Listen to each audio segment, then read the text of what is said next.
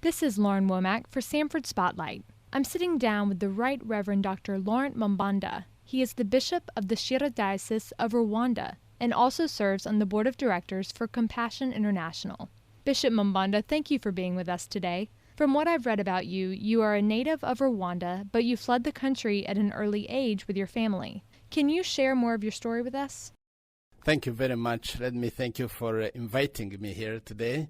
Yes, true, I'm a native of Rwanda, but I left Rwanda when I was 4 years old, fled into the next country, which is a country of Burundi, and lived there all my childhood until I finished high school, lived in a refugee resettlement situation.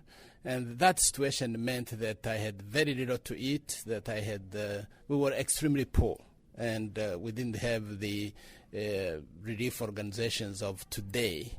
And when I finished high school, I literally walked from Burundi to Kenya, 500 miles. It took me 6 months, and I ended up in Kenya, ended up going into Christian Bible school, and finished the college, and later on joined to work with Campus Crusade. Worked for Campus Crusade in Burundi, in Kenya, in Ivory Coast, and in Congo. Later on, then got married and came to the States as a student. So you came to the United States as a student, and you said before that you lived here about 20 years. At what point did you decide to return to Rwanda? I came to the States in 1984 and worked here in the States for about 20 years. And then in 2004, I went to Rwanda with my family to visit the country, saw what was happening, got so excited, started questioning myself and asking myself, how can I best contribute to this country that is developing? How can what is happening in Rwanda not leave me behind? I had traveled in over 65 countries in my previous job. And so I saw an opportunity and felt God's calling to move back to Rwanda in 2004. Unfortunately, I didn't get there until 2005. So since 2005, I've been in Rwanda, contributing to the development of the country, contributing to the reconstruction. Today you serve as Bishop of the Shyira Diocese of Rwanda, and you're involved in the many ministries through the church there. How do you think the experiences you went through early in life have shaped you and contributed to the work you're doing now?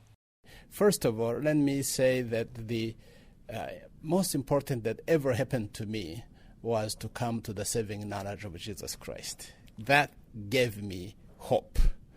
But also, what I do today is geared toward addressing poverty. And to me, again, I address poverty from the spiritual side of things. I believe that what happens in human development is really what happens in the heart and what happens in the mind of a person. So given my own upbringing and given my own childhood, my whole life has been almost dedicated to serving the needy. But more importantly, to give them opportunity to come to the saving knowledge of Jesus Christ. Second, to experience, to really provide them opportunities that will help break the cycle of poverty. In a country like Rwanda that has been so devastated by genocide and war, how have you used your faith and your work to help the people there? Rwanda, even before the genocide, was known as a country with a strong Christian influence. Unfortunately, I would say that there were a lot of nominal Christians. Rwanda was known to be 80% Catholic, but majority of them being nominal Christians. After the genocide, that whole situation of the genocide left everybody asking questions, even believers. Believers, we were asking questions of where was God? And we also were questioning and asking the role of the church in this whole thing. I believe that after the genocide, it was very difficult. The hearts were heartened. But as months went by and the years went by, people themselves started asking them questions. What about me? Why am I the one who was left in my family? People started, through the ministry of reconciliation, people started asking forgiveness to the victims of the genocide. So it has been actually easy to bring the gospel into the hopeless situation of Rwanda, to bring the gospel into the people who are hurting, who are looking, who need to be reconciled by each other, but more importantly, who need to be reconciled with God.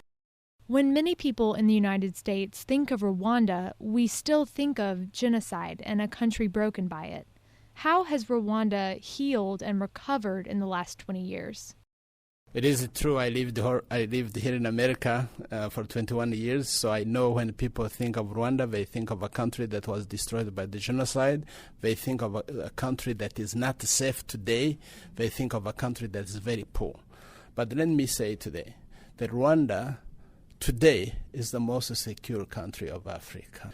People have healed, and the healing is a process, so there are some who are still in the process, but largely people have crossed the barriers of Hutu and Tutsi. We talk of ourselves as Rwandan, not by our ethnic identity, but rather as Rwandan.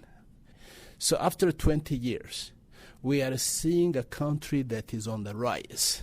Sometimes we say Rwanda doesn't have the minerals, doesn't have the diamonds. We are exporting knowledge. So we are seeing a country where young people are aggressively pursuing education so that we can, if we can't provide gold and diamond, we can provide experts in many different fields. So here is a country that has risen out of the ashes of the genocide to actually an amazing recovery.